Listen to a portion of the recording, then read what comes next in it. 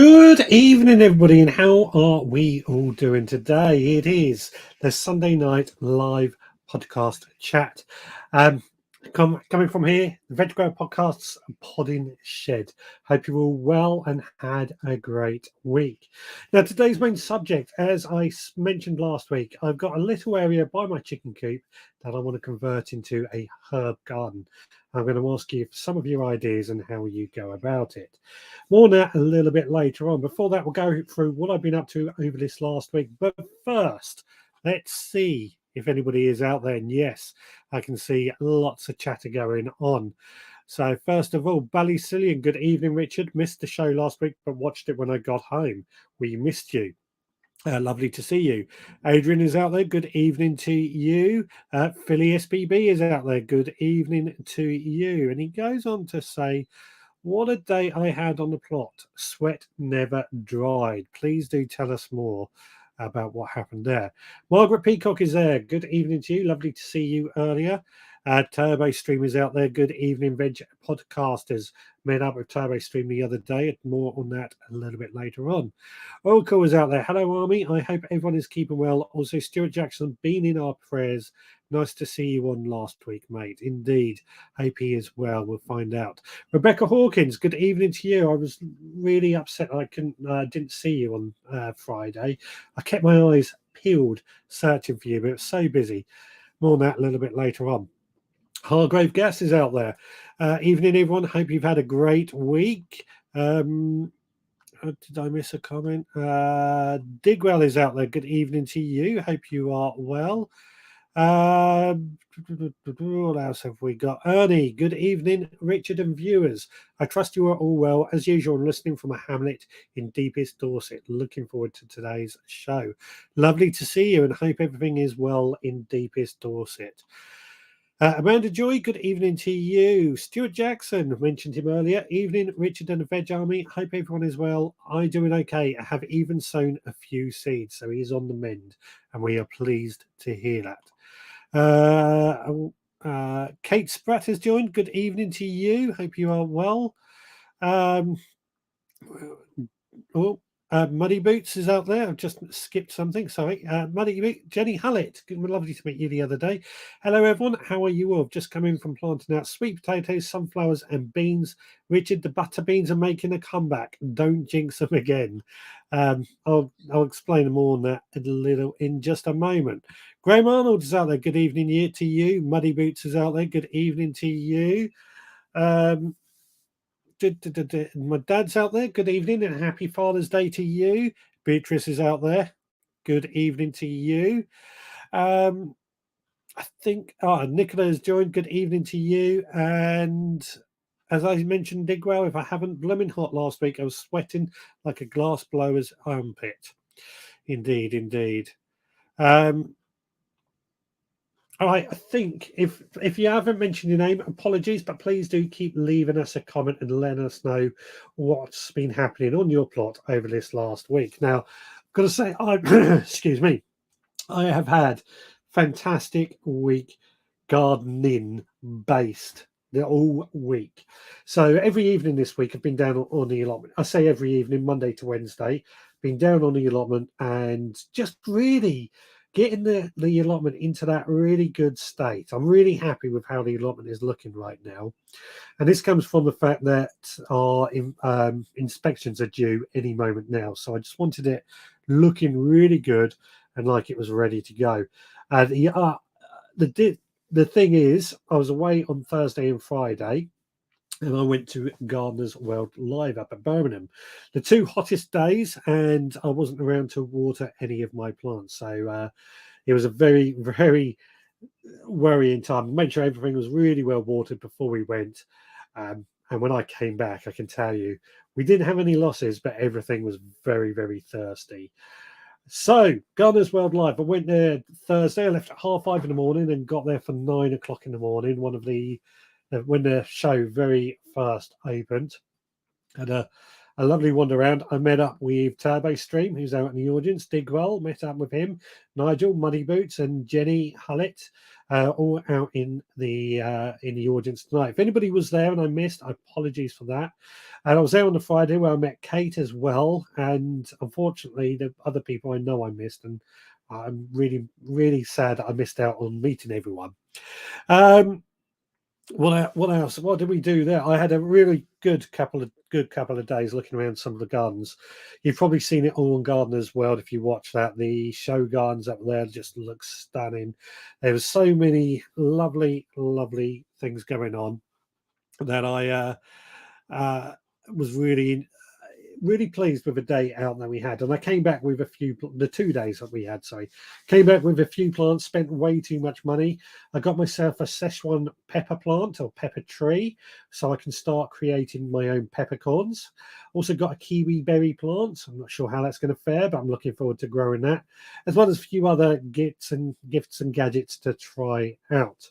Saturday we went down the allotment. It was yesterday. Made sure everything was really well watered and recovered nicely. And then what did I do? I harvested some more potatoes and some really, really lovely potatoes. If anybody's listening to the Talking Heads podcast this week, you would have heard me on there talking about these potatoes. We've lovely, delicious first early potatoes are coming in thick and fast, and they are delicious. What else did I do? Planted up some more sweet corn and harvested some raspberries and other things. Just waiting at the moment, my morello cherries, just waiting for them to be ripe. They've gone, I was expecting them to be ripe by now. They've gone from this bright red to this sort of dull blood red, and they are so nearly there. And as soon as they're harvested, it's a race against me and the birds to make sure we harvested them all. So, yeah, that was I'm really looking forward to these morello cherries because they are really nice size, really are. What else? Oh, today at home, potting up plants and just general tidying. So, what about you guys? What have you been up to over this last week in your own allotments, and what have you? Now, Philly SPB goes on to say after I asked earlier why he was so hot and sweaty. I couldn't tell you, Richard, as that Ballistillian allotment man would only fall out with me. I'm sure that's not true. I'm sure he'd be happy to hear the hard work that he's put you through. Turbo Stream says, I'm relieved that you made it out of Birmingham alive, Richard. Yes, I camped out up there. Found a lovely spot only about 15 minutes away, right by a canal. It was beautiful where I was sleeping in the camper van. Absolutely fantastic. Somebody in the Facebook group has joined and says, hi, allotment people. Lovely to see you. Unfortunately, when you're in the Facebook group, I may not see your name. So please, if you could just leave your name at the end so I know who you are and I can address you personally. But lovely to see you anyway. Rebecca is out. Rebecca says, I'm so gutted I didn't bump into you. Definitely next time. Yeah, I was keeping my eyes peeled for you. Admittedly, I left about 2:00 in the afternoon by the end of it. But I was keeping my eyes peeled to try and see you out there. Adrian is relieved that it's not so hot. It's nice that it's cooled down, isn't it? It was rather warm. I've got to admit, when I was walking around Gardener's World on Thursday and Friday, I was glad for the air-conditioned room inside, although it was rather warm outside where all the real fun stuff was. So lovely to see you from Kate. Friday, Gardener's World Live was fab. Got a lot of seeds and plants and went straight from Birmingham to the Nottingham Allotment Organic Growers Social with the Hardy Plant Society. A long day, but then rested for the rest of the weekend. But back on this week. I did plant out some aubergines, celery, more tomatoes, and dwarf beans. Yeah, that busy. It was lovely to see you as well, Kate. Busy indeed. I think the two days I had at Gardener's World, I was knackered afterward, I've got to say. Turbo Stream says, not much gardening this weekend. We had rain all day Saturday and Friday, and Friday it was too hot. Did a bit of weeding on the plot today, though. You know, I was thinking about this earlier. I've always said that spending 20 minutes on the allotment every day is making all the difference. And it really is. I just on my way home now from work, spend 20 minutes just catching up on the tasks that I need to do, and it really does make all the difference. Kate also says, "Hope you are recovering well, Stuart." Digwell, the most memorable thing I got from the show was black sheens from all the plant trolleys banging into them. Yeah, Digwell was there on Thursday. Friday, Digwell was even busier. It was crazy busy. But yeah, there was a lot of plant trolleys. I've said this. There's a guy who has a stall at Gardener's World. In fact, he has two, who sells these sort of foldable boxes on wheels for people who buy stuff and transplant them. I've got to say, I think he must make a killing because it's so it's such a fantastic thing to buy. Philly was weeding his plot before I arrived to make his look better than mine. It's a bit of rivalry going on, but it's always good to see. Jenny says, I've been making a herb garden as one of my step ladders and nearly finished. Fantastic. Now, I did mention that I called up with Jenny on Thursday at Gardener's World Live. And you may recall last week she mentioned that she was growing butter beans. And I said I'll be very surprised if they grow in the UK because they need a really long, hot summer. Well, when I saw her on Thursday, she told me that I jinxed her plants because they'd started to die back. Fortunately, today they have recovered, which I'm really pleased to hear. I suspect the heat that we had on Thursday and Friday is why they've recovered. As we said earlier, they are a plant that needs a lot of heat. So I'm pleased that they have recovered. And I'm really liking this idea of a stepladder herb garden. Stuart says he's doing okay, thank you. And Ian Beddoes has joined. Evening all. Sorry I'm late, but I'm here now. Well, you're better late than never. Bally Syrian, my main job today was thinning carrots. Hate it. So fiddly and time consuming, but job done. Don't you? Well, I certainly find I always hate the jobs that are just time consuming, that take forever to do. I'm with you on that. It's rather frustrating, isn't it? It's the same as what's the one job I really hate that just so time consuming. I can't think what it's called. I cannot think it. It'll come to me when I'm not thinking. But I know what you're talking about. That's fiddly jobs that take forever and just need to do it. Digwell says yes, his stalls were very busy. That's the bloke selling the trolleys. Always busy, always busy. It always makes me laugh. Rebecca says, I've not done any gardening this week, but it's time to remind ourselves to get a brew and sit and enjoy our gardens and allotments. That's a very good point. That is, in fact, a very good point. That's something I took away from Gardener's World. You know, a lot of work goes into those gardens for us to enjoy. I don't know if I should say this. There was a display inside inside the floral marquee, which is based around the Grundy's Cider Club from the Archers. Part of the celebrations going on was celebrating 100 years of BBC. Now, on the they had a cider press going on in there, which was really cool and really good to see. On the Friday morning, I was able to get in there a bit early. I was in there at 8 o'clock in the morning, and I happened to go to this cider club with a friend, or bumped into a friend of mine, and the designer invited us onto his show garden, and we had a cup of cider at 8:30 in the morning, which I don't know if I should share that story, but I'm going to because it was quite a bit fun, quite a lot of fun.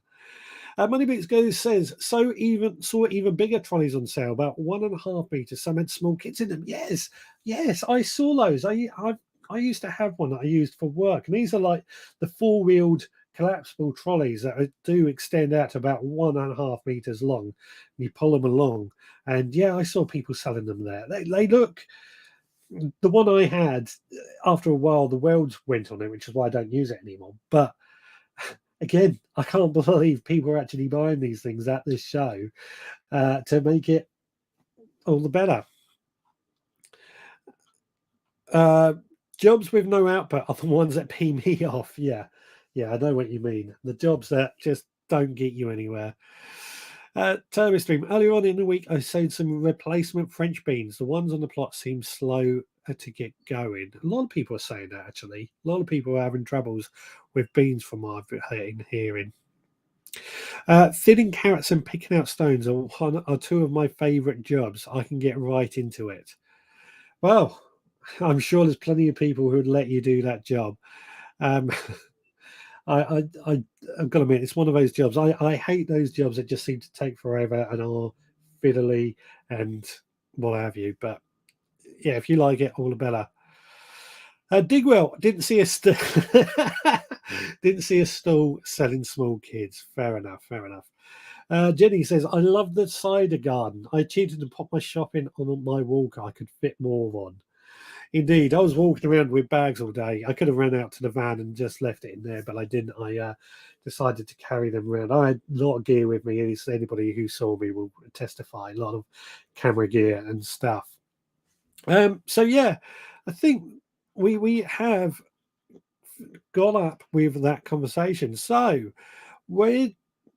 let's go on to this main subject about herb. Let's create a herb garden. So I've started this off because I have an area of my garden that I used to grow herbs in pots. It's quite close to the kitchen, and actually no, that's not true. I didn't grow herbs. I did for a bit, but I've got rid of them. I'll tell you what. Let me show you what I'm talking about. That might make things a little bit easier. So let's bring this up. So this is the herb garden area that I'm looking to convert. It's a bit of a mess at the moment. I cut the grass and the path is really dated in front, but I don't mind that. But it's the area behind the path that we are looking at. We've got the chicken coop, so it's quite close to the chicken coop, and it's about 4 meters long and about a meter wide. This strip just in front of the chicken coop, and as you can see, it's a fairly big area. I do have a few plants already in there. So first of all, we've got this mint in a Belfast sink. Now, when I put the chicken coop, I had to move that Belfast sink. It was a bit closer up against the marjoram to the side, which sort of nestled in quite nicely. But I do like the mint in the Belfast sink. I inherited it when we took on this garden. And I'm going to come to that a little bit later on as one of the ideas. So this is a marjoram, and what I like about this is that the way it sprawls over the path, it just adds a little bit of a nice dimension to it. And this is something I'm going to, because our path is so old, I feel we need to have stuff sprawling onto the path. This one here is a raspberry sage, and it produces these beautiful pink flowers, and it's delicious, I've got to say. And normal sage, which we hacked back in the winter, and it grows rather big, this one, and as you can see, my chicken behind it, who probably sometimes nibbles on some of these herbs, which is why it's got to be a little bit cautious what we do with this. And this is the area that is currently empty. I've put a few stones in there so you can get a good idea of the size. At the moment it's empty, but I'm thinking I need to fill it up with a few more herb plants and maybe even move things along. But one thing I took inspiration, now this isn't my garden, but as you saw, I've got this Belfast sink with full of mint, and I've got another Belfast sink that has rosemary in it. And in various other areas, well, actually, no, sorry, let me rephrase that. I've got 2 empty sinks that are scattered around my garden. These aren't Belfast sinks, these are standard bathroom sinks. I've got 2 of those that I think would go quite nicely. And I kind of like, this is Francis Tophill's garden. There's a small area that she used all these sinks that I just really liked. So that is the area where I'm growing my herbs, fairly close to the kitchen garden. And I want to know what your ideas would be on that. Now, Turbo Stream says, I enjoyed the show. Next time I go, I will definitely attend the talks. The ones on preserved from plot to plate was interesting. Yes, there was quite a few talks going on. There was a young lady from plot to plate talking about preserving. Unfortunately, the microphone wasn't working, so we had to give up on that. Tom Kerridge was brilliant. Tom Kerridge was talking on the BBC Good Food stage, and it was absolutely the great thing about this show is there's 2 talks going on. or two shows going on. So we got the Gardener's World and the Good Food. Tom Kerridge was doing a talk, and Digwell saw that. It was also front row of Alan Titchmarsh's talk. Me, Muddy Boots, and Turbo Stream were at the back, behind the fence, watching him. Highly amusing. Rebecca, why don't you make a raised bed and fill them with herbs? Well, that's one idea that I'm thinking of in this area. But what I want to know from you guys, do you grow yours in beds? Do you grow them in the ground? Do you grow them in pots? I've always lent when it comes to herbs, of growing our herbs in pots, just purely for the fact that then they are, in theory, easier to move around. Um, And because they were by the back door, and we always had them by the back door originally, they they were on a path, so we didn't really have any soil. But I'm now, I mean, we got a clay soil, I should say that. Now I'm thinking of getting them in the ground so that they last just a little bit better in terms of trying to keep hold of the moisture in the ground.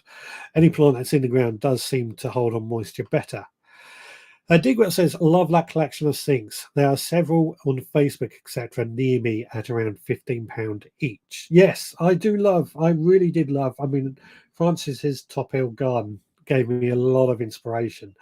Um, and that's where I came with this idea of using up, as mint I've already got in a sink. And I always think mint, particularly, should be contained because it has this horrible habit of spreading and becoming an incredibly annoying weed. So I have it in that sink to contain it a little. And that's why that's why I'm leaning towards these Belfast sinks to keep it in check with that. Uh, yes, Digwell, he's good. Enjoyed the Francis Tophill's talk as well. Yep, Francis Tophill was very, very good. Got a bit of crush on Tophill at the moment, if I don't mind saying. I watched Alan Titchmarsh from the Subscribers Lounge, and then he came and did a little talk in there as well. Yeah, yeah, a lot of the talks are all over the place, and you can see them in various different guises. Adrian, do you need a raised bed for herbs? They are not really deep rooted. Depends on what herbs you are growing. So let's take fennel, for example. If we were growing fennel, fennel can be quite deep rooted. Don't need to grow them in raised beds. We could grow them in the ground, but this is what I'm asking you guys. What are you growing and where?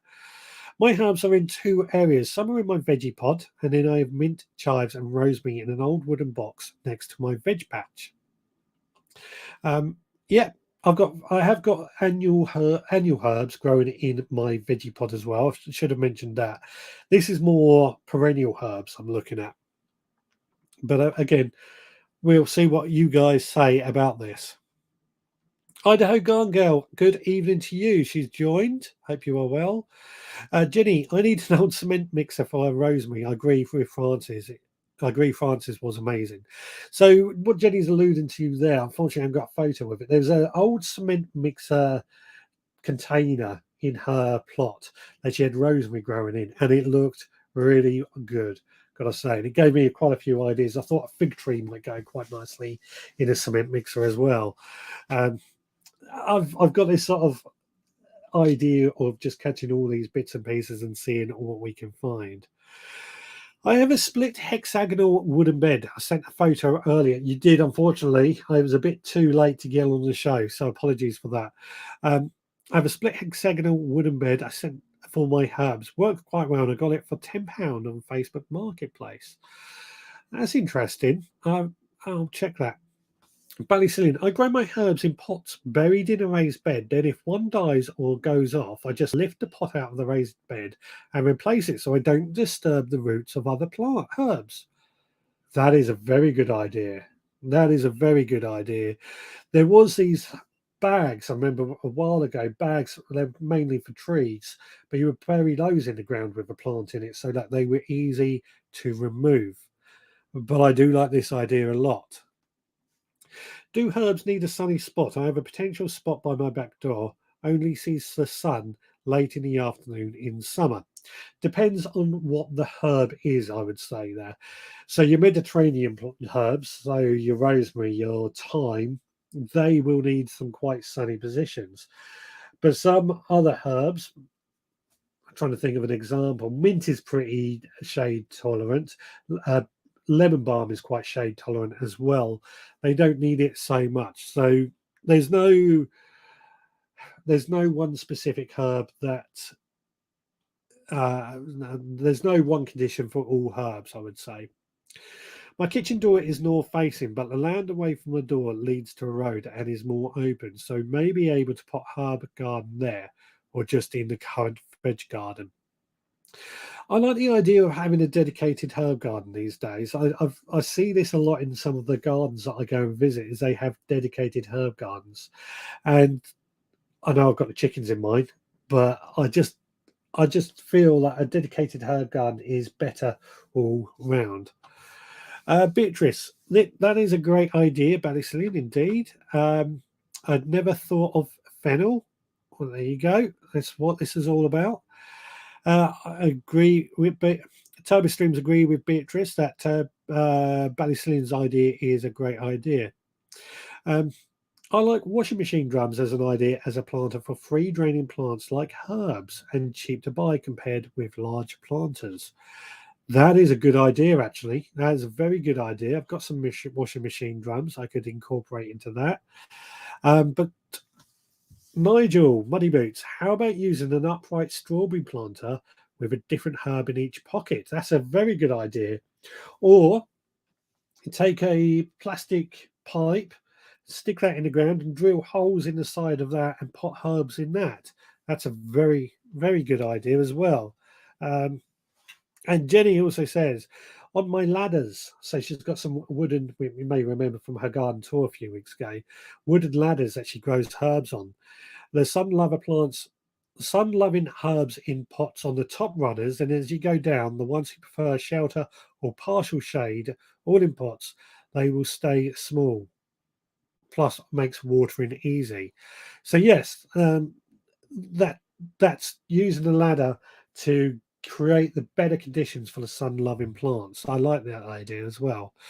My annual herbs are in a planter by the front door, but I have some of the perennials on the plot. Fantastic. This is what I want to know. So far, it seems like everyone seems to have dedicated herb gardens in various forms. And Digwell also has some growing in the strawberry planters, like Nigel just suggested. So these are all great. These are the ideas that I want to know, and I'm taking a lot of ideas away from this. So my next question for you guys is: what herbs do you actually grow? Now, I try and grow as many herbs as I possibly can. As you can see in that, we've got mint, sage, marjoram. We've got oregano in other places. We've got rosemary in other places. Basil, which is in our veggie pod. Basil and parsley and coriander, chives. So just a few lists of things the herbs that I grow. So please do share your ideas with me of what herbs you grow too. Turbo Stream says only half hour in and lots of good ideas already. You lot are clever. This is the whole point. I want to share everyone's knowledge and get everyone to suggest ideas. On that note, I'd just like to ask everyone to please do give us a thumbs up. Please do give us a like. Please do click the bell, click subscribe or follow, and click the notification so you get notified every time we go live. Nigel has got a good idea of a mixture of herbs in a few hanging baskets. I'm growing lots of plants in hanging baskets this year, chilies and peppers particularly. So this is another idea of something that we can use. In fact, we were talking of hanging baskets, some product that I found at Gardener's World. I didn't buy any, but I'm in chat with the stall holders. They're using wool as hanging basket liners so as that it absorbs some of that water to help them last a lot longer. I like this idea, and it's something I'm going to be investigating in the future.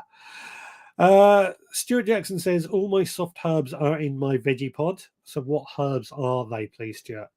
Plastic water barrels cut lengthways is another idea as a planter. Yes, so these are all ideas of extra growing spaces, which is what we are looking for. Let me just add the link. If you want to zap yourself in, the link is going up in the chat right now. Or you can call in on 07307 135 174. Digwell says, struggling to grow chives and garlic chives from seed this year. Now, I find that interesting because they're normally pretty easy, but I do like growing chives and garlic chives, and I find they come back every year. And I think they look great in a pot. And I personally feel chives and garlic chives are going to stay in a pot, or maybe even in one of our sinks. Evening all, I grow herbs in pots. I'm growing mint, lavender, lemon balm, sage as well. Fantastic. So lavender is one I hadn't thought of, and lemon balm. Good ideas there. I'm limited on herbs. I'm growing since I moved last year. I have sage, thyme, and chocolate mint. Lost some in the move or left behind. That's always annoying, isn't it, when you lose plants when moving house? But good thing with herbs is, I find anyway, for very little, they don't cost a huge amount of money, really. For very little output, we can end up with some rather special, just spotted something a bit odd. Sorry, for very little money to buy a plant, we can end up with some plants that last a very, very long time. It's one of the things that I love about herbs, and we use them in a lot of meals. I feel if you've limited on space, then herbs are the way to go. Kate grows parsley, sage, chives, coriander, thyme, chocolate peppermint, smells like after eight, dill, and lemon balm. Dill, that's one I've got to get growing actually. Dill, I use that a lot in my pickles. Termstream, patch of chives on the plot, but I've never harvested them. No point growing it if you're not going to harvest it. Oh, we just had a, excuse me, roll of thunder come in. I just heard. Basil, dill, coriander, and parsley is his soft herbs in his veggie pod. I'm going to have to sow some dill in that area. Although dill, I do find can get quite big if given half a chance. Although many years ago now, actually, when I lived in our old house before we had this big garden, I did grow dill in a what was it, in a hanging basket, as we mentioned earlier, and that worked really well, really well. I've seen herbs grown on a pallet propped up on its side in pots on hooks. It looked great. I've seen that as well. A lot of people are using pallets as extra growing spaces, and some people, as Rebecca has said, just hook them up onto the rungs. Other people I know have turned the rungs into growing spaces as well to make the most of a space, or to make more growing area. I've changed the camera tonight in case everybody hasn't noticed, because it's giving me a wider angle. I'm a little bit low. Also get a bit of, I can adjust that. Alan Titchmarsh, when present Gardener's World, used old wool, when presented Gardener's World, used old wool jumpers as a liner. It's a good idea. I mean, I do like recycling. I'm trying to think, do I ever have any wool jumpers these days? I very rarely ever wear jumpers, so I don't think I do. But that's an idea for everybody else. If you have an old wool jumper, perhaps you can use it as a hanging basket liner. Different varieties of mint, sage, thyme, parsley, coriander, rosemary, oregano. On order, I have olive, cola, mushroom plant, and chamomile. What's a mushroom plant? Cola, is it olive tree?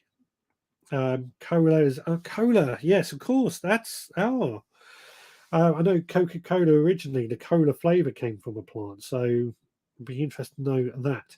Now, on that comment, I did notice different varieties of mint. There are hundreds and hundreds of different varieties out there, but how many people actually use the different varieties? How many people actually use the different varieties of mint in different things? Jenny says, what herb helps with headaches? Oh, yes, Deal. Thank you for the reminder. Feverfew. Feverfew is a really good one if you suffer from headaches and migraines. It self-seeds. It can be a bit invasive, but it does wonders, and it's a really good one if you suffer. I grow a lot of it. I have dill interplanted in most beds on my plot. Great for head to hair in almost anything nasty. Grow lots of dill then. Grow lots of dill. I agree. They were there when I took over. I always forget to snip them off. I'm talking about the chives that were in his garden that he never harvested there from Turbo Stream. And right, lovely to see you. Thank you for coming along. I grow a selection of herbs in a border near the back door. Full sun. However, rosemary is grown as a hedge. Now, this is a great idea because my original idea for this area that we moved chickens to that I showed you in that picture, that was going to be lined all the way around with a herb hedge and then wildflowers and an orchard behind it. We've decided it's better for the chickens now, but the herb hedge is still something I'm sort of toying with. I might get rosemary and lavender along there, keep them in that big tub, sage and other things like that we can just keep pruned. I'm asking these ideas for you guys to share with me. I must have 50 plus lavender plants growing around the plot for the scent, and they're all from the original plant. So easy to propagate from cuttings as well as rosemary. Indeed, yes. One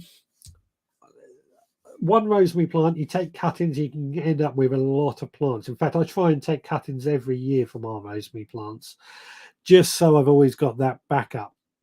Now, in fact, in that very corner where the chicken run is, we used to have a rather large rosemary plant there, which unfortunately I hacked.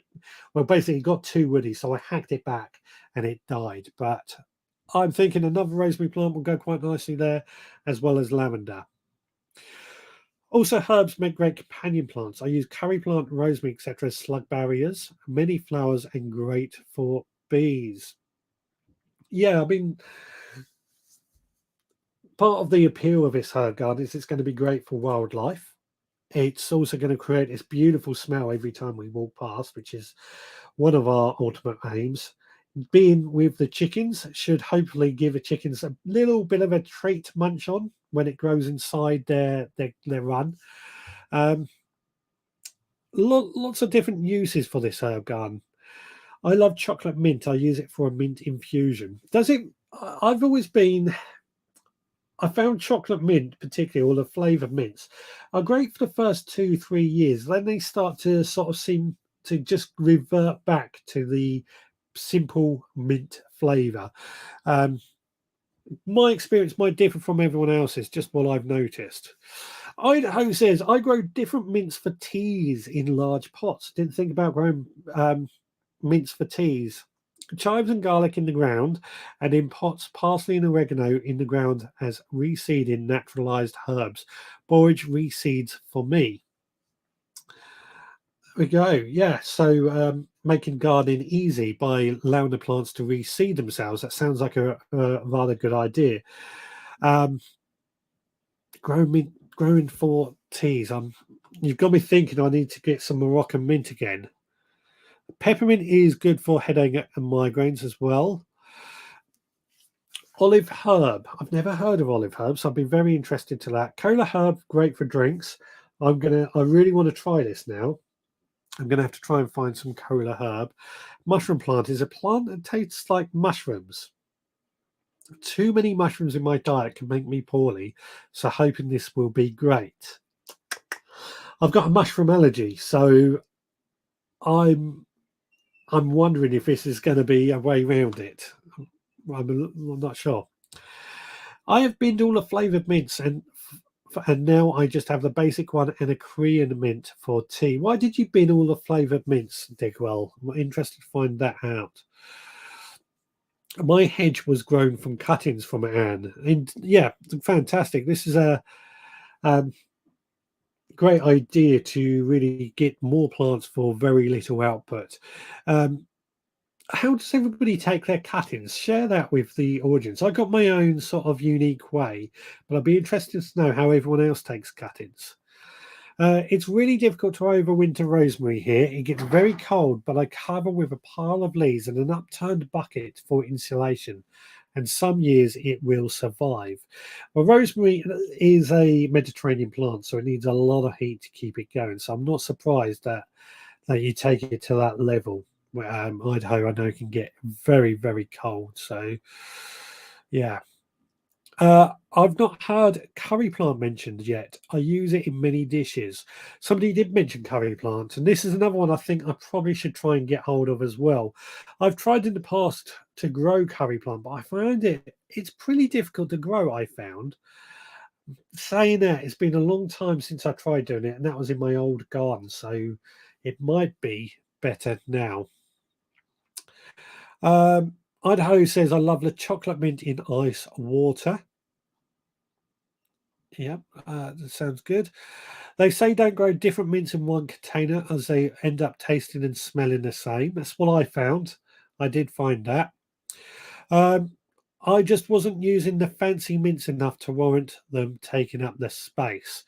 Fair enough. This is what I think that's a good answer because when it comes to mint, I think there's hundreds and hundreds of different fancy flavors. Now, nothing against that, but I find that I use just the standard garden mint, and that's enough for what we use. We use that for our new potatoes. We use that for our mint sauce. We use that for anything that needs mint. It's a good one-all choice.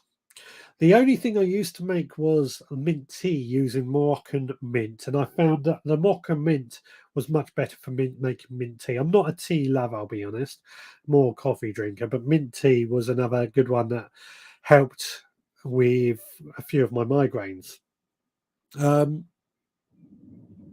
Here goes the thunder again.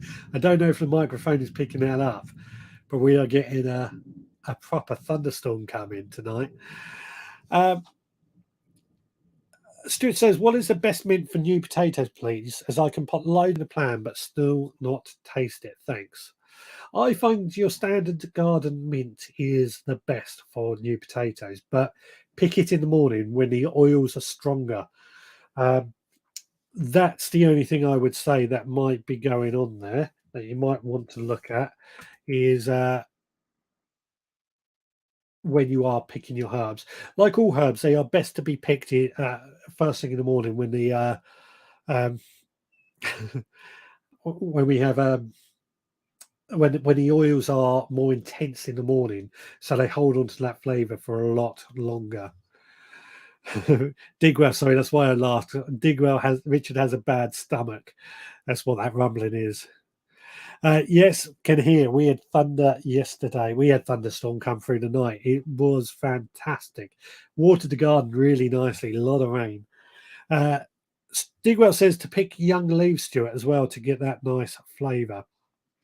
Now, the other mint that I might consider growing is spearmint for the same reason that it's quite a good, decent plant.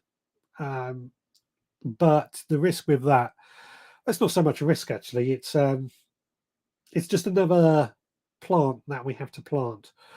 So I'm still. Do I grow chocolate mint and the other things or not? Is where I'm tossing myself up at the moment. Thanks. Will the mint lose its taste with age? I think my plant is at least 10 years old. It may not use it. It may not lose its taste, but what it sometimes needs is rejuvenating. So what I like to do about once a year with my Belfast sink of mint, when it sort of dies back, what I'll do is take a what's it called? A bulb planter. I mean, that Belfast sink is quite big, and I'll just go into that ground and take out two or three sections of that soil, which hopefully takes out some root, and then just add into that some fresh compost. When that mint regrows, that root will soon take over into that fresh compost and almost rejuvenate it. So that might be something you want to look at is rejuvenating old plants, particularly with mint. For the first time, I saw potted orange mint and grapefruit mint. I sniffed them and just didn't think I would use them, so didn't purchase. Yeah, yeah. This is the conflict I have in my head is that would I use it enough to warrant growing it? It's a good question. Nicola, if you get to Cornwall, have a spare chocolate mint, you're welcome to. Thank you. I will probably take you up on that offer because I might add another herb garden down on the allotment for these herbs that I don't use so often, such as chocolate mint, for example. I'm refreshing my mint from cuttings this year. Same with rosemary, which seems to propagate really easily. Yes. I was asking people for their tips on how they propagate rosemary or how they take cuttings um, earlier, because I'm a big fan of taking cuttings anyway. I'm growing tree spinach for the second year. The seed packet says it's a herb, and it gets huge. Would I class tree spinach as a herb? I classed it more as a salad leaf, but I suppose it would be a herb, depending on. I mean, what? This is a good question actually. What is the definition of a herb? This something I've often pondered. The definition of a herb. For me, a herb is something that we use to flavour our meals. So they're not an entire meal on their own.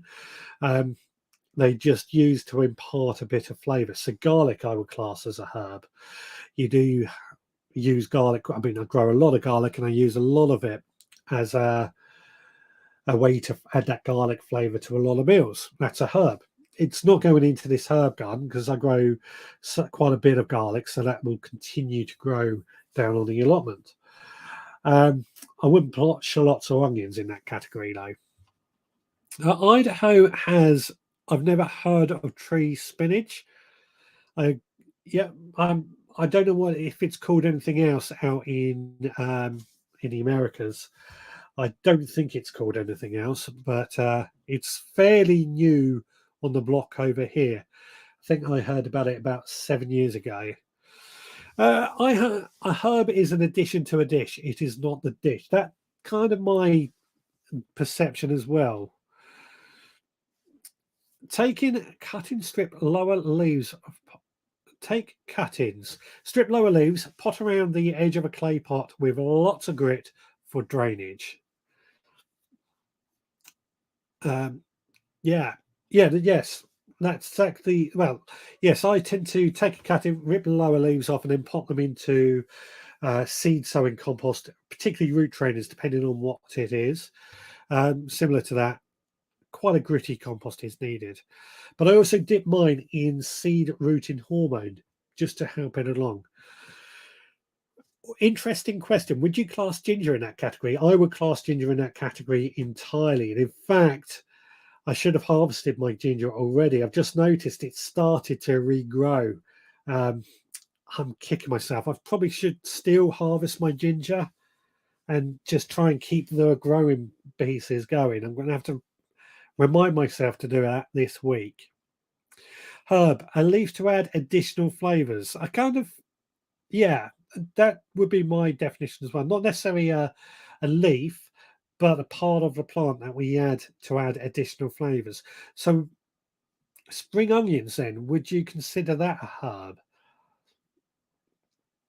I'm not sure on that one, but I would certainly class a lot of other things as herbs. Um, right, so let's go. I've prepared myself quite nicely for this tonight, in case you haven't worked out. How do you look after your herbs? Is the next way I want to go with this conversation. Just quickly, Jenny, I save reduced rosemary and thyme in the supermarkets. Easy to bring them back. Yes, yes, that's one way of getting some cheap plants, isn't it? The herbs in sold in pots on supermarkets. The trouble with them quite often is I feel they are a little bit unlooked after in supermarkets. So I'm always a bit cautious about how well they are in there, or even buying them and trying to bring them back. Sometimes the shock to go where they should be growing doesn't do them a great job. I've just added the link if anybody wants to zap in or call in on 07307 135 174. Don't forget, herbs can be used as medicines and perfumes, not just for food. Good point. Very good point. Um, Medicinal definitely is what I don't do so much perfumes because actually that's not true. Thinking about it, I've made soap in the past and I've made lip balm in the past using stuff from the garden. So yeah, yes, you made a very valid point there. Very valid point. Money Boot says I would class ginger and spring onion as spices. That's a good point. Ginger is more of a spice. I guess it is. Yeah. Yeah. It gets very, very confusing when you start thinking about what is a herb. Ginger, a spice, yes, I would agree with that. Spring onion, a spice, yeah. Well, what would be the definition between a herb and a spice then? What's the difference? Digwell says if you buy supermarket basil, you can split it into something like 50 plants. Yeah, yeah, they pack them into those pots, don't they? You can get 50 plants, and if you look after them and treat them like cat and come again salads, you can get a lot of harvests out of that single pot of basil. I mostly just water herbs. Occasionally, I give them a fish emulsion.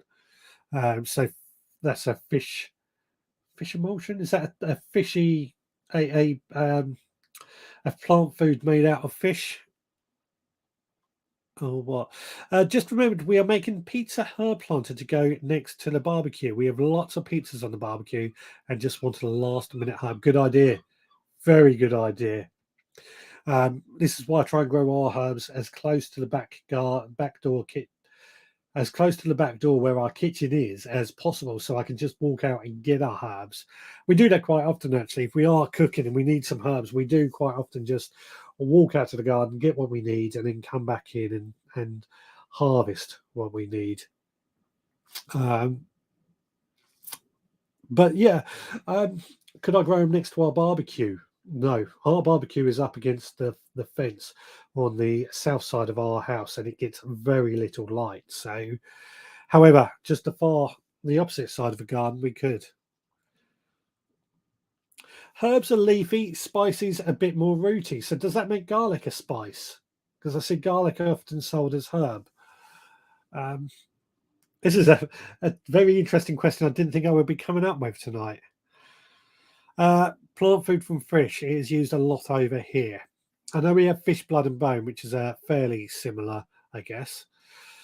I thought herbs were the green part of plant and spice the root. So that would make garlic a spice.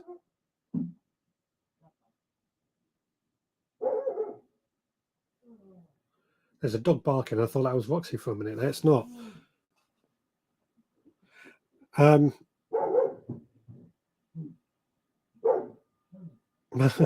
Margaret Peacock. A herb. It's not Roxy.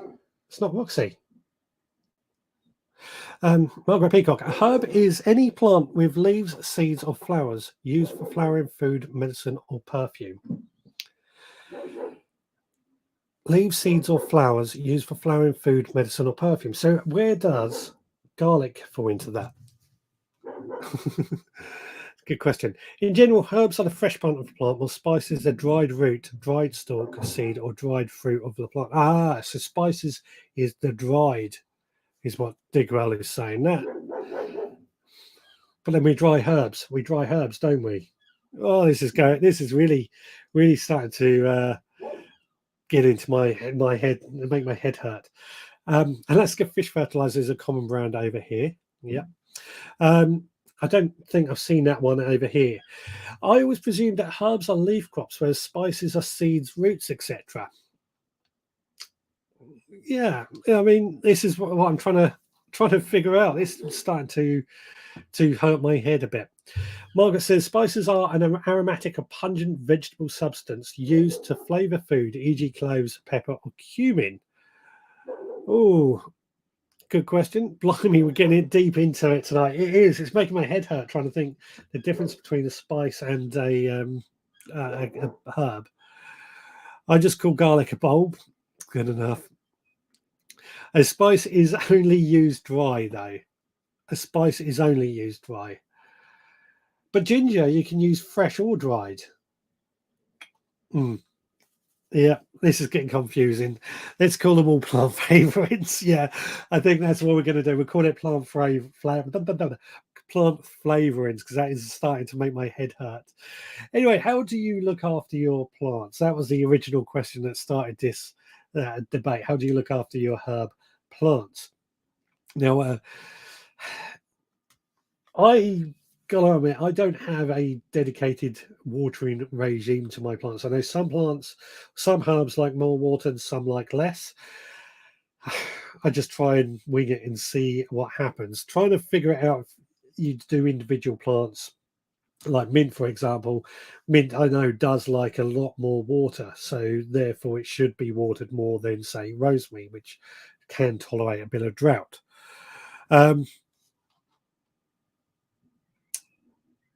So sorry, I've just seen this comment. I'll come back to it in a minute. When it comes to adding feed, I like to just use chicken manure pellets, just for high nitrogen. So I generally find most of our herbs are leafy greens, so need a lot of nitrogen to make them worthwhile. Stuart says, I also have lemongrass in the greenhouse. Is this a herb? Lemongrass is indeed a herb. Oh, is it? Or is it a spice? It's a plant flavouring. It's a plant flavouring. Rebecca's just Googled it. It says garlic is a strong smelling herb noted for its health benefits. So garlic is definitely a herb. Definitely a herb.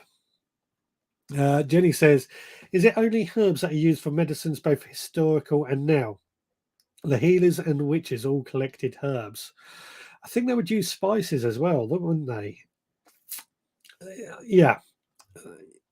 Yeah, I mean, let's face it, most modern medicines are basically extracts from herbs, or plant material that they've extracted certain things from. So, um, what we think is a nice and new herb or a nice new medicine is probably these healers and witches knew the plants that did the right thing back then.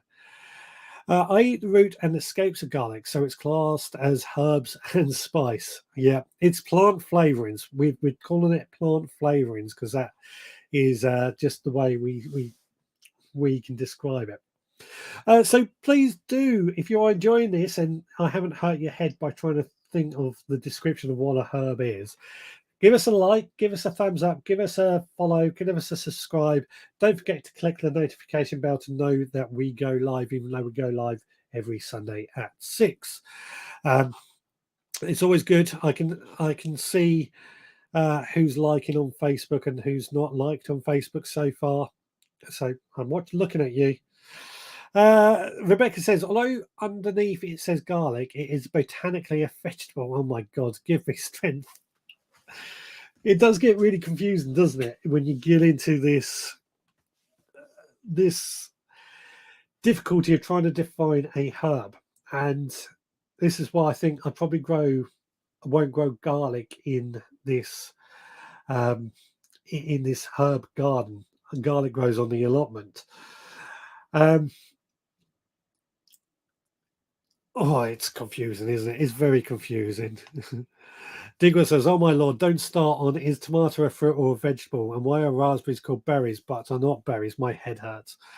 Well, yeah, we're only doing one for tonight. We're only doing one brain tease tonight because I don't think my brain could cope with any more than just the one today. It's hurting my head, so I dread to think what it's doing for you. Kate John Rambo McDonald, can you eat curry plant? Yes, you can. I think Digwell will probably be the person I'm sure he's going to come up with a comment on how to use a curry plant in the kitchen. Well, was it Jenny or Rebecca who also used curry plant? When I brought it, I find I didn't use it. It smelt of curry, which I love curry, but I don't know if anybody else has got a way that they use a curry plant. Rebecca, this is really making me laugh tonight. I'm pleased that it's done some good for you anyway, because it's certainly making us all think. That's the good thing. Uh, do we want to look at some pictures that have came in this week? I think that seems like a good idea while we get this conversation going. Let me get rid of that banner quickly. So here we go. So Philly has sent us this picture on this cucumber growing system. You may remember him and Balicilian are trying this wicking bed system for growing cucumbers. That seems to be doing really, really well. As you can tell by these pictures, the plants are looking like they are growing fantastically well. Now, Nicholas sent this picture of this sunset over the farm, which almost looks like it's got a rainbow as well as a sunset. Looks absolutely beautiful, don't it? Absolutely stunning. Richard shared this photo of his gardening workout tools, listing triceps using the trowel and fork, forearm using secateurs and saw, and so on and so on. Now, Ian Beddoes has sent us this picture. He's not sure what these plants are. We're pretty certain, this is in the Facebook group, if you want to go and add your own 2 pence worth. We're pretty certain that they are sunflowers, especially when you look at this picture. But to me, the leaves look slightly different for sunflowers, but we could be wrong. Kate is asking what these small cloves are. We've answered it with the escapes. These were mentioned earlier. We all like some baby garlic cloves, basically. Matthew, my friend Matthew, he's asking if these are damsons. They're not a great photo, I will admit.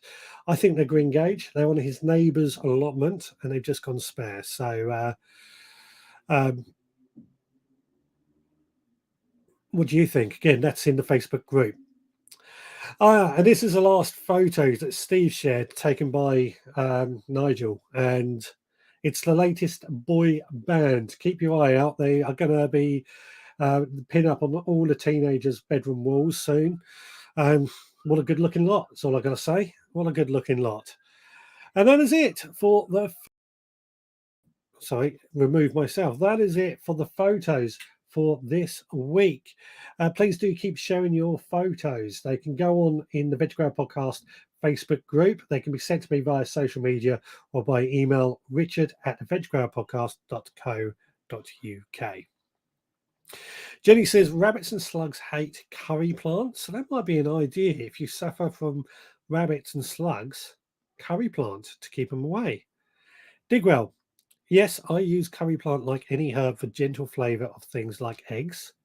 Curried eggs. Curried eggs. Adding a bit of curry herb. That's a nice idea. That does sound like a nice idea. I normally feed my herbs weekly when I feed my tomatoes and chilies, etc., etc. Are you using your tomato feeds at that point to feed them, though?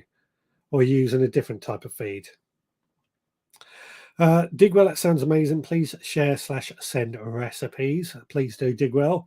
The likely lads in that last photo. Latest boy band. They're the latest boy band to go up in they're going to be storming the UK. Just wait for it. In case anyone's wondering who they were, that was Nigel in that photo, Turbo Stream, Digwell, and myself. Just if you weren't sure who was in there. Yeah. So, where else can we go with this herb conversation? Digwell says, anyway, with the spices herbs discussion, the herb girls just doesn't have that ring to it. The herb girls. Indeed, that's what we would have to call them. Stuart says, I use the water from my worms, the wormery feed, to feed his herb plants. Good idea, actually, very good idea. Very, very good idea. I'm a big fan of using the wormery. Turbo Stream says he was in the blue t-shirt, in case you wondered which one he was. I know it's hard to tell. To be honest, my herbs look after themselves, but if they need a boost, I will water with comfrey tea. Comfrey tea. I'd be worried about using comfrey tea in herbs personally. Now, if it works for you, then great. But comfrey normally is to try and encourage flowering, which we don't really want our herbs to flower. On that note, actually, talking of mint in the earlier, grown in the Belfast sink, actually, what I tend to do, and I actually got this tip from Monty Don. What I like to do towards the end of, I'll probably do it towards the end of this month, beginning of July. I will actually just cut half of those plants down in that pot, right down. Just give them a hard prune, only half. Leave the other half so I can still harvest some mint, but then the other half recover. And then as the next second half starts to recover and grow, and then cut the second half down. And what I find, that stops the herb from flowering and stops the mint from flowering and causing a slight disflavoring, I find, when mint excuse me, when mint goes like that. Belly Cillian says, to be honest, my herbs look after themselves, but if they need a boost, I will water with comfrey tea. Oh, I've read that one, haven't I? Sorry, I thought we had gone through that. Someone told me that I could make banana tea using the skins. Is this correct? Also, when would I use it? Thanks.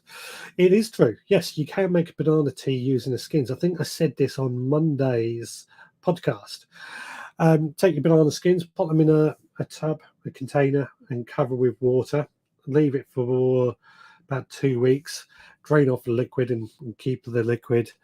And then you got a banana tea full of potassium, which is very good for flowering plants and very good at preventing blossom end rot in tomatoes, I believe. Bananas are just generally a good source of potassium anyway. So, yeah, that's what you're looking at. Potassium, anything that needs potassium. I've not done it myself. We don't eat many bananas, and when we do, we just kind of forget to do that. So I've never really tried that myself, but something to think about. Ballycillian says, I have 4 40-gallon barrels filled with rainwater and comfrey leaves. I use it to water everything, gives everything a great boost. Well, there you go. I didn't know it would work like that. So I harvested a load of comfrey yesterday, sorry. Cut down a load of comfrey to go onto our compost heaps and use as a mulch. Comfrey is great. Comfrey is great. Every gut allotment certainly should be growing comfrey because it is great for so many reasons. Excuse me, sorry.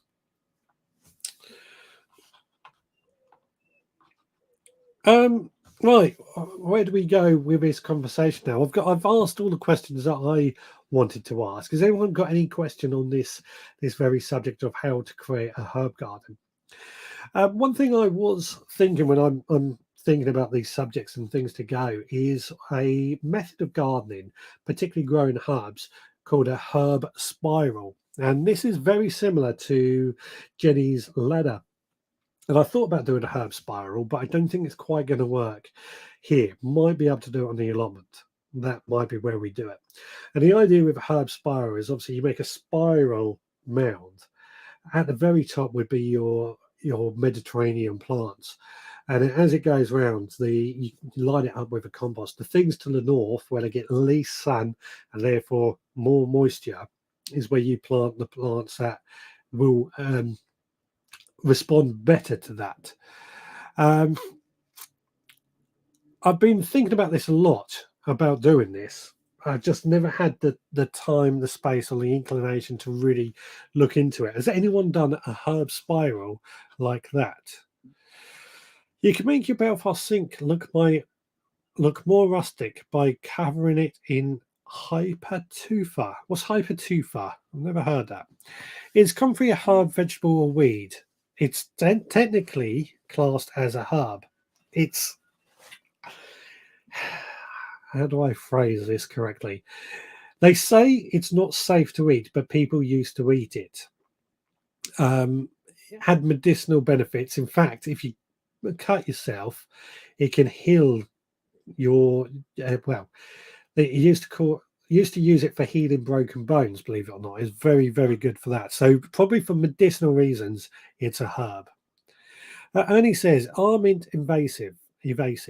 They seem to be everywhere in our garden. I'm thinking they were outgrown by a previous owner of our house, but somehow escaped beyond the plot. Yes, they are incredibly, incredibly invasive. That's why I tend to grow it in pots. Mint always grow in pots. Because they will spread to a great area, just like lemon balm as well, or bee balm as it's sometimes called. It can really go and escape into a lot of spaces if you're not careful, and take on a lot of problems in that regard. My best advice, if you do struggle with mint and you've not planted it and it's growing everywhere, you've got to dig up the roots, or just, if it's in the lawn, just constantly mow it so it doesn't get going. Just constantly try and knock it back so it doesn't grow any leaves and therefore doesn't photosynthesize and really get going. Digwell's laughing at Bally Seam for the question. Is comfrey a herb, vegetable, or weed? I'm putting it in a herb, as I said. But yeah, back to that mint. Yes, very invasive. Grow it in a pot at all times. It will take over an entire garden given half a chance. Randy Kellasagona, sorry if I pronounced your name incorrectly. Can you explain how you use seaweed in your garden? On vacation at the beach and thinking about bringing some home, must it be rinsed and composted? Right, how do I use seaweed? So I use seaweed in several ways. So first of all, with my asparagus, which is one thing I use a lot of seaweed on, I just pick the seaweed up from the beach, put it in the bag, take it to the asparagus bed and place it down as a mulch, just as it is. Asparagus can tolerate a bit of salt, so it's okay. Now, everything else, I would recommend that you rinse the seaweed off in a bit of fresh water just to try and get rid of some of that salt. I think most plants will tolerate a small amount of salt, but you really want to get rid of, and just to be on the safe side, just give it a good rinse. Now, as it is, once it's rinsed, you can just use it as a mulch. You can put it on your compost heap as well. It does do quite a good job in the compost heap for that. Or what you can do is put it into a bucket with some water and let it brew into a compost tea. Some people will even add like a oxygen bubbles to try and get it going as well, if that's an idea. Jenny says, I love Hypertufa. Make some great pots edges. It's like a natural cement type mixture. It's not sloppy. You can slap it on and hit on and shape it. Great fun, and it looks like old stones. That's a good idea. Good idea. I've never heard of it, so I'll look into that. With herbs, which ones need sun or shade, or don't it matter? Right. There's so many herbs out there that it's going to be difficult to answer that question. So rosemary is a sun loving, mint is a shade loving. Trying to think. Thyme, it loves the sun but will tolerate a bit of shade because it is a ground cover. Basil loves sun. Parsley loves sun but doesn't like heat, so could do sometimes being in the shade in the hot part of the day. Certainly, like I say, it's a very difficult question because there's so many different herbs to answer for that. Graham says, has anyone had good results with their garlic? Seen quite a few people on YouTube having small bulbs this year. I can only speak for myself. My bulbs do seem to be okay. I can't say they're massive bulbs, but they do seem to be okay, average sized bulbs. So that's something that I don't know why people were struggling. I suspect because we had a dry spring and people didn't keep up with the watering is why people were struggling this year with garlic. So you reminded me, I also have samphire. I love samphire. It grows down on the beach here, so I don't bother growing it when I can harvest it from the beach. Randy says, thank you. You're welcome. Hope that answered the question. Digger, paint the sink with PVA glue and let it dry. Make a mortar mix up of cement, sharp sand, and coir on other compost. Digwell says, slap the mortar onto the sink and allow it to dry. If you want to speed up the aging, apply urine to the mortar. Hey presto, an old sink. Okay, I will look into that. I kind of like the Belfast sinks as they are, but I may have to age it. It's a good thought. Hyperturf was made by Jeff Hamilton, if I remember correctly. Never knew that. Never knew that.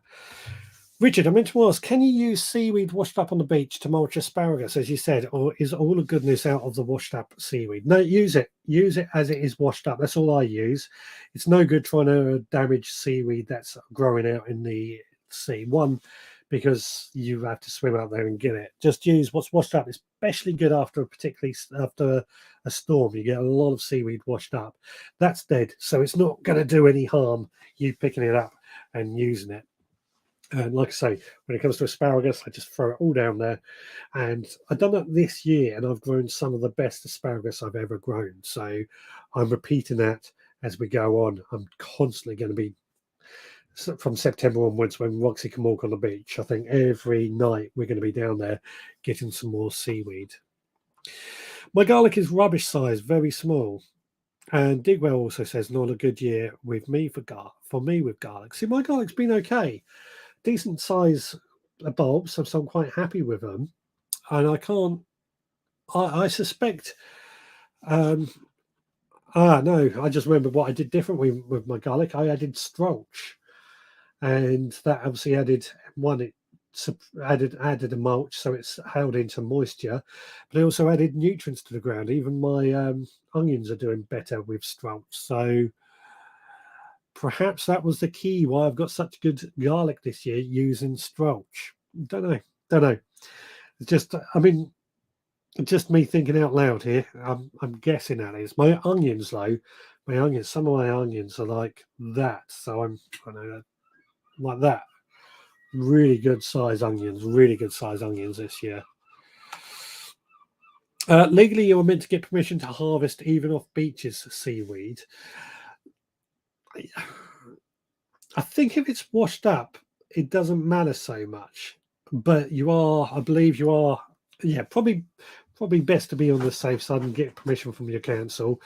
Again, I think if you harvest it in small quantities, it's probably not so much of a problem. It's if you're going down there with a digger and what have you to get loads of it, because you know the law that we can't take pebbles from a beach, that came in when it became fashionable to add pebbles to the driveway or gardens.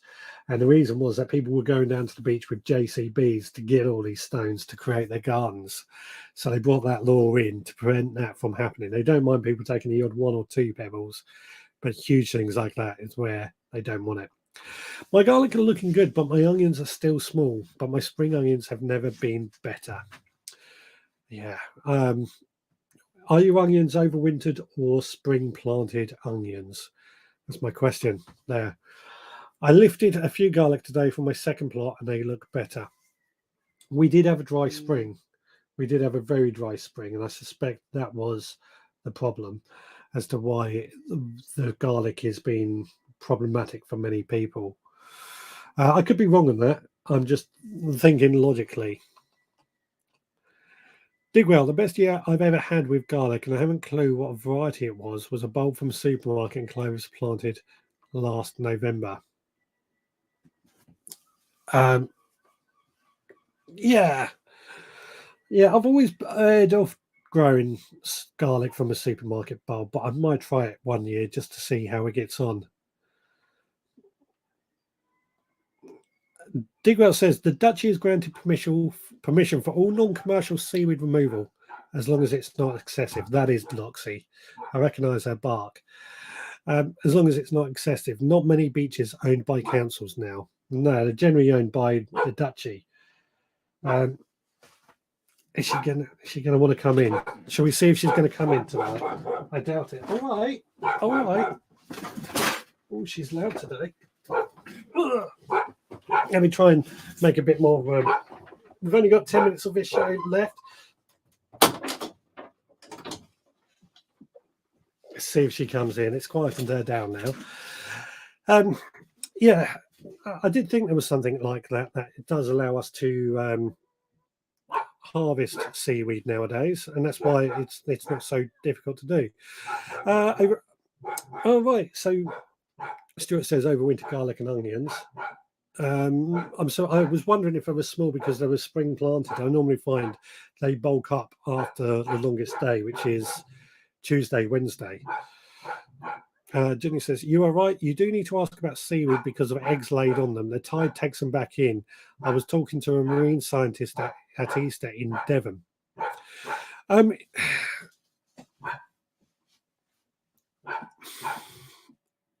well, as I said, we know it's not for non-commercial. It's not illegal anymore. But the eggs on the seaweed, yeah, you are right about that. But generally speaking, I use the stuff that's gone top of high tide because that's washed up and blown up onto the beach, and anything in that isn't going to survive. Oh, she's really on one tonight. I thought we were getting away with it tonight, but she ain't coming in. Are you coming in, Roxy? No, she's not. She's not. One day she's going to come in and we're going to set up her own little camera so you can see what she actually does. Or we try and encourage her to come into this shed a bit more. She don't like coming in here for some reason. Well, we've only got a few minutes left of this show tonight. So what I want to talk about or ask you to think about for next week, don't answer this just yet, but gardening routines. Do you have a routine with your gardening? As somebody, how do I explain what I mean? So what I found really effective over the last few years, and particularly at this time of year when everything is crazy and we're busy, I find going to the allotment on my way home from work for half an hour is really working well at keeping on top of everything. And what I want to find out from you guys, if you have a particular routine, do you go to the allotment and you have to do this, and this first, or do you have to do something on certain days, or anything like that? Do you have a gardening routine that you stick to or that works for you? I was scratching for trying to think of a subject this week for next week, so this is what I came up with. Save that for next week. Gardening routines, as I'm calling it. Past the fuchs on the left-hand side. What's the fuchs? Try not to pronounce that incorrectly. Stuart Jackson, this week's live has been very helpful. So thank you all. Every Sunday, it's just like school day again. No, thank you. It's you guys that make this by joining in with a chat, by adding the photos. You guys are the ones that make it really work and make it what it is. And this is where I want to where I want to find out more what we were trying to do. Wish me luck. I've got a 5-ton digger coming tomorrow for the week for terracing on the farm, or moving also 100-ton of topsoil. Wow, that sounds like fun though. I've got to say, I'd love to be behind that digger. That sounds like a lot of fun. The Crown Estate seaweed collection for personal use in small quantities does not require a license. I think there was a law that you did used to have to get permission, but I believe they have changed it in small quantities. Dutchy, sorry, yeah, I said the completely wrong word, didn't I? I realised it a bit too late. It's amazing. If you could get me to say anything on this show, because I tend to just try and read it out as I go. As you can imagine, when you do this, it's very, very easy to not read through because I'm just going as I go. Past the duchy on the left-hand side, right with you. It makes sense now. It makes a lot of sense now. Hargrave Gas. I'm inspired to try and get my herbs into one place. Some great tips tonight. Thanks, everyone. I'm inspired too. And in fact, that's going to be something we're going to be working on with our new area pretty soon. It's going to be difficult in the summer to try and get this established, of course. We are on a clay soil, so it does hold on to a lot of moisture. But the clay soil here Well, the sun here does get rather warm and it does get rather dry, which is why my soil there is looking pretty poor. Believe it or not, that area was all like a trees area with holly trees. There's an elder tree still there, orange blossom and things like that, all of which had to come out. And because they're not edible, they came out because they're not edible, and we've rebuilt it and built what we have right there. And the chickens, I've got to admit, the chickens are happy there, but there's still room to fit in a few more plants. Always room for more plants, isn't there? Right, Nicola is off. She's saying night all. Thank you. Richard, see you next week. We will, yes, see you next week as well. Like I say, gardening. What did I call it? I've forgotten now. It'll come to me in a minute. Another information packed show, Richard. Thanks to everyone for sharing their knowledge. No, thank you. Like I say, this is all about you sharing your knowledge and getting it all out there. Beatrice says, great tips and info tonight. Thank you. Oh, no, thank you. Gardening routines, that's the word I was looking for. Gardening routines, indeed. Share with us your gardening routines. So perhaps you water your garden in a particular way. Why do you do that? Rebecca says she's going to head out to the garden for a stroll around the garden, maybe a little deadheading and watering. Don't think I'll be watering with the storm that sounds like coming in.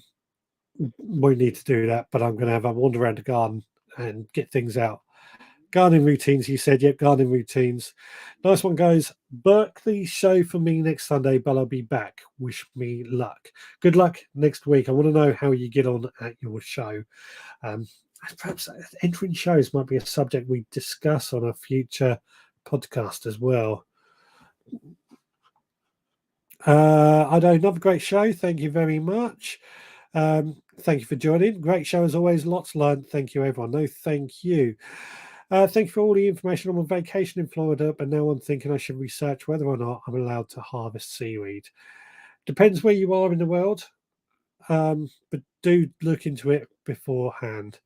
Bye-bye for now. The Turbo Stream. Brilliant show tonight. Knowledgeable, funny. What other show brings that? Well, I do my best. I do my best. Sometimes it's not meant to be funny, but the herb, what is a herb discussion, did create a bit of a headache for us, didn't it? Didn't it? Indeed. Well, this seems like a good time to start getting ready to go. On the audio podcast out tomorrow, you will hear me and bits I recorded at Gardener's World Live. So if you want to find out more about that, you also hear Turbo Stream and Nigel Muddy Boots on there. Lucy and Saul from the Talking Heads podcast. Now, if you haven't heard Lucy and Saul's podcast that he released this morning, please do go check it out, because you also hear me on there as well, having a nice chat with them. That's the Talking Heads, Apple Podcasts, etc., etc. That's it. I think next weekend gardening routines. So back at 6 o'clock next time, same place, same veg time, same veg place. So until then, please take care. I'll speak to you again. Then, I haven't set myself up, so just stand by. There we go. Stand by for a second while we do this. All right. Take care, guys.